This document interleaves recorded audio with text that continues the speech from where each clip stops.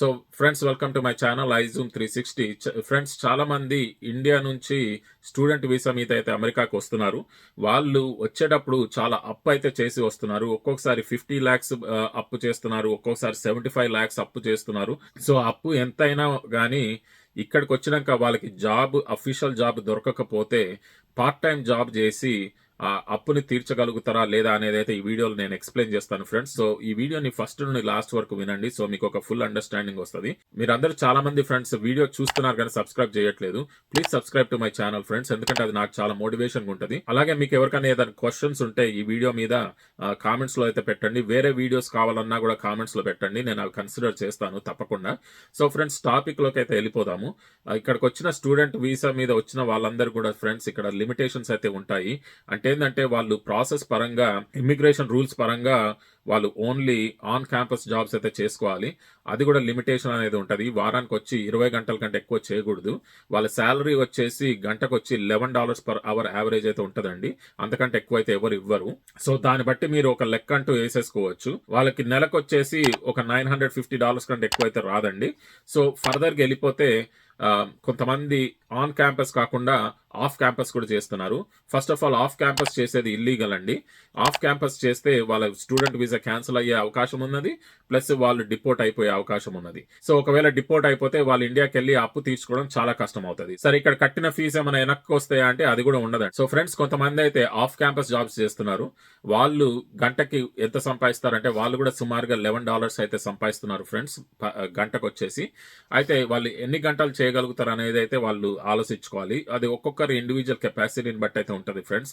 ఎందుకంటే వీళ్ళు already classes కి వెళ్ళి వచ్చేసరికి ఆల్రెడీ 40 గంటలు వారానికి యూనివర్సిటీలో అయితే ఉంటున్నారు.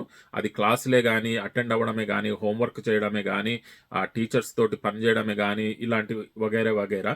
అక్కడ మీరు ఆల్రెడీ 40 గంటలు క్లాస్కి వెళ్ళి వచ్చినాక మీరు జనరల్గా అయితే మీకు ఒక 2 రోజులే పని చేయగలుగుతారు అవుట్ సైడ్ లో. కొంతమంది ఏం చేస్తున్నారంటే ఆ క్లాసులకి వెళ్లకుండా కూడా మేనేజ్ చేసుకుంటూ ఎక్స్ట్రా అయితే పని చేస్తున్నారు. సరే, అవన్నీ పక్కన పెట్టేస్తే నేను మీకు ఒక టేబుల్ అయితే చూపిస్తాను. ఇక్కడ నేను దీంట్లో రకరకాల అవర్స్ అయితే వేసి చూపిస్తున్నాను. ఇది ఇండివిజువల్ కెపాసిటీని బట్టి ఉంటుందండి. చాలా మట్టికి మాక్సిమం వచ్చేసి 40 గంటల కంటే ఎక్కువ ఎవరు పని చేయట్లేదండి.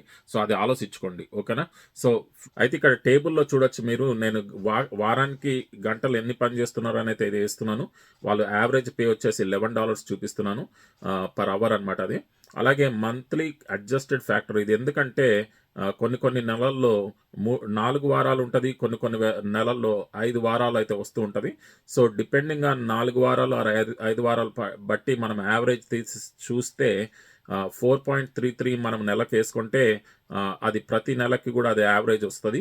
కాబట్టి మనము ఇక 4 వారాల 5 వారాల అన్న లెక్క అయితే వేసుకొని అవసరం లేదనమాట. అందుకని 4.33 అని అయితే వేస్తున్నాను లెక్క కోసము. సో అప్పుడు మనకి అంత వరి ఏముండదు, ఎందుకంటే అది మనకి మంత్లీ ఫ్యాక్టర్ అనమాట. సో అది ఆటోమేటిక్గా పేలో అడ్జస్ట్ అయిపోతుంది ఇక్కడ. సో ఇక్కడ చూడొచ్చు ఫ్రెండ్స్, మీరు 20 గంటలు పనిచేసే వాళ్ళకి $955 అయితే వస్తున్నాయి. అలాగే 40 గంటలు పనిచేసే వాళ్ళకి $1,900 అయితే వస్తున్నాయి. అలాగే 60 అవర్స్ పనిచేసే వాళ్ళకి 2850 అయితే వస్తుంది అండి, 2850. అలాగే ఫ్రెండ్స్ 84 అవర్స్ పనిచేసే వాళ్ళకి $4,000 అయితే వస్తున్నాయి. సో అలాగే 98 అవర్స్ పనిచేసే వాళ్ళకి $4,668 అయితే వస్తూ ఉంటాయి.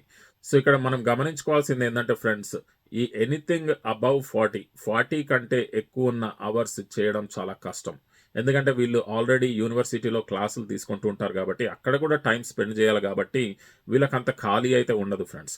సో వీళ్ళు డెఫినెట్గా 40 కంటే ఎక్కువ పుష్ చేస్తున్నారంటే చాలా కష్టపడుతున్నట్టు లెక్క, ఓకే.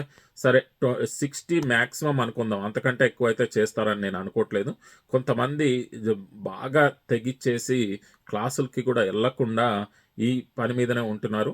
అలాంటి వాళ్ళు కొంచెం ఎక్కువగా సంపాదిస్తారు, కానీ అది వాళ్ళకి రిస్క్. ఎందుకంటే వాళ్ళు కాలేజీకి వెళ్ళకపోతే వాళ్ళ యూనివర్సిటీలో వాళ్ళకి యాబ్సెంట్ పడుతుంది, దానివల్ల వాళ్ళ స్టూడెంట్ వీసా పోతుంది. కాబట్టి వాళ్ళు ఇక్కడ పర్మనెంట్గా అయితే ఉండలేరు, ఎందుకంటే వాళ్ళకి స్టూడెంట్ వీసా ఎప్పుడైతే క్యాన్సిల్ అయిపోతుందో వాళ్ళని డిపోర్ట్ చేసడం జరుగుతుంది అనమాట. ఫ్రెండ్స్ ఆలోచించండి, ఇక్కడ ఎవరైనా కూడా పని చేస్తే మాక్సిమం ఒక 60 అవర్స్ కంటే ఎక్కువ పని చేయలేరు. సో ఆ రకంగా చూసినా కూడా మీకు ఒక ఐడియా వచ్చి ఉంటుంది ఇప్పుడు నెలకి ఎంత సంపాదిస్తున్నారు అనేది. సో ఇప్పుడు ఎక్స్పెన్సెస్ డీటెయిల్స్లోకి అయితే వెళ్ళిపోదాము. ఇక్కడికి వచ్చిన స్టూడెంట్స్ ఎవరైనా కూడా రూమ్ షేరింగ్లోనే ఉండాల్సి వస్తుంది. ఎందుకంటే ఇండివిజువల్గా ఉండడం అనేది చాలా చాలా కష్టం ఫ్రెండ్స్. ఖర్చు చాలా ఎక్కువ ఉంటుంది. వాళ్ళు అసలు ఆ ఖర్చు భరించలేరు. సో డెఫినెట్గా రూమ్ షేరింగ్లో అయితే ఉండాల్సి వస్తుంది, డౌటే లేదు. సో నేను మీకు రూమ్ షేరింగ్ ఎక్స్పెన్సెస్ అయితే చూపిస్తున్నాను. ఇక్కడ చూడొచ్చు మీరు. రెంట్కి 250, ఎలక్ట్రిసిటీకి ఒక 50, వాటర్కి ఒక 50, ఇది ఇంటర్నెట్కి ఇంకొక 50, కేబుల్కి ఒక 50, అలాగే సెల్ ఫోన్కి ఒక 100, కార్ పేమెంట్, కార్ ఉన్న వాళ్ళకి కార్ పేమెంట్కి ఒక 350, కార్ ఉంటే మళ్ళీ కార్ ఇన్సూరెన్స్ అవసరం కాబట్టి అదొక 150. ఈ కార్ ఇన్సూరెన్స్ అనేది ఆప్షనల్ కాదండి, అది కంపల్సరీ తీసుకోవాలి కారు ఉన్న వాళ్ళు. అలాగే కార్కి పెట్రోల్ ఖర్చు వచ్చేసి ఒక నెలకి 200, అలాగే ఫుడ్ వచ్చేసి ఒక 250, అలాగే నెసెసిటీస్ వచ్చేసి ఒక 100, ఇంకా ఏదన్నా ఎంటర్టైన్మెంట్ అలా చేస్తే ఒక 200. సో దీంట్లో ఏ ఖర్చులు మీకు వర్తిస్తాయో, ఏవి ఖర్చులు వర్తియో అది కొంచెం అడ్జస్ట్ చేసుకోండి మీకు ఇండివిజువల్గా. కాకపోతే సుమారుగా అయితే ఈ ఖర్చులు అయితే ఉంటూ ఉంటాయి. ఇంకా నేను దీంట్లో మెడికల్ బిల్స్ ఇట్లాంటివి అయితే యాడ్ చేయలేదు, అది పక్కన పెట్టేద్దాం. సో అవన్నీ కలిపి యాడ్ చేస్తే ఫ్రెండ్స్ మీకు టోటల్ వచ్చేసి 1800 అయితే వస్తుంది. సో ఫ్రెండ్స్ ఇక్కడ చూడొచ్చు మీరు సేవింగ్స్ మీకు ఎంత ఉంటుంది అనేది. 20 గంటలు పనిచేసే వాళ్ళకి అసలు సేవింగ్స్ అయితే ఉండవండి. సో అది మర్చిపోవచ్చు. ఉల్టా వాళ్ళకి ఇంకా మనము ఎదురు డబ్బులు పంపిస్తూ ఉండాలి. అలాగే 40 గంటలు పనిచేసే వాళ్ళు బ్రేక్ ఈవెన్ అవుతూ ఉంటారు. వాళ్ళకి ఒక $100 నెలకి మిగులుతాయి, అంతకంటే ఎక్కువ అయితే మిగలవు. వాళ్ళు వారానికి వచ్చి 60 గంటల కంటే ఎక్కువ పనిచేస్తేనే, 60 గంటలు కానీ 60 గంటల కంటే ఎక్కువ పనిచేస్తేనే వాళ్ళు డబ్బు సంపాదించగలుగుతారు. వాళ్ళకి నెలకు వచ్చేసి $1000 కంటే ఎక్కువ అయితే రాదు. అలాగే 8498 వాళ్ళకి కొంచెం ఎక్కువ వస్తూ ఉంటుంది, మీరు టేబుల్లో చూసుకోవచ్చు. సో అది ఫ్రెండ్స్, ఇప్పుడు చూశారు కదా సేవింగ్స్ ఎంత ఉన్నాయో. దాన్ని బట్టి మీరు ఒక అంచనా వేసుకోండి, మీకు అక్కడ అప్ ఎంత ఉంది, ఇంట్రెస్ట్ ఎంత ఉంది, దానికి మంత్లీ పేమెంట్ మీకు ఎంత, ఆ మంత్లీ పేమెంట్కి సరిపోను మీకు ఇక్కడ డబ్బు వస్తుందా లేదా ఈ సేవింగ్స్లో. ఓకే, మీరు పని చేసినాక. సో దాన్ని బట్టి ఆలోచించుకోండి. కానీ ఇక్కడ ఒక బిగ్ ఫ్యాక్టర్ ఇంకోటి ఉందండి. ఏంటంటే అసలు మీకు ఈ పార్ట్ టైం దొరుకుతుందా లేదా, మళ్ళీ ఈ పార్ట్ టైం మీకు పర్మనెంట్గా ఉంటుందా ఉండదా. ఎందుకంటే ఇక్కడ ఏ జాబ్ కూడా పర్మనెంట్ కాదండి. సో ఇక్కడ మధ్యలో మీకు జాబ్ పోయిందనుకోండి, మళ్ళీ ఇంకో పార్ట్ టైం వెతుక్కోవాలి. ఈ లోపల మాకు కొంచెం గ్యాప్ వస్తుంది. ఆ గ్యాప్లో మీరు అప్పు ఎట్లా కట్టుకుంటారు అనేది కూడా ఆలోచించుకోండి. సో అది ఫ్రెండ్స్ ఈ వీడియోలో నేను చెప్పాలనుకున్నది. ఈ వీడియో గురించి మీకు ఇంకేమైనా క్వశ్చన్స్ ఉంటే కామెంట్స్లో అయితే అడగండి. అలాగే మీకు ఇంకేమైనా వేరే టైప్ ఆఫ్ వీడియోస్ కావాలనుకుంటే కామెంట్ చేయండి ఫ్రెండ్స్. సో ఫ్రెండ్స్, మీరు అందరూ వీడియోస్ చూస్తున్నారు కానీ ఎవరు సబ్స్క్రైబ్ చేసుకోవట్లేదు friends. Please subscribe to my channel. ఎందుకంటే మీరు సబ్స్క్రైబ్ చేసుకుంటే నాకు చాలా మోటివేటింగ్గా ఉంటుంది. అప్పుడు నేను మీకు ఇట్లాంటి వీడియోస్ ఇంకా చాలా అందజేయగలుగుతూ ఉంటాను. సో ఫ్రెండ్స్, ఈ వీడియోకి ఒక లైక్ ఇచ్చేయండి. ఇంకెవరికైనా ఈ వీడియోని షేర్ చేయగలిగితే షేర్ చేయండి friends. Thank you very much for watching my video friends. మళ్ళీ నెక్స్ట్ వీడియోలో కలుద్దాం. బాయ్.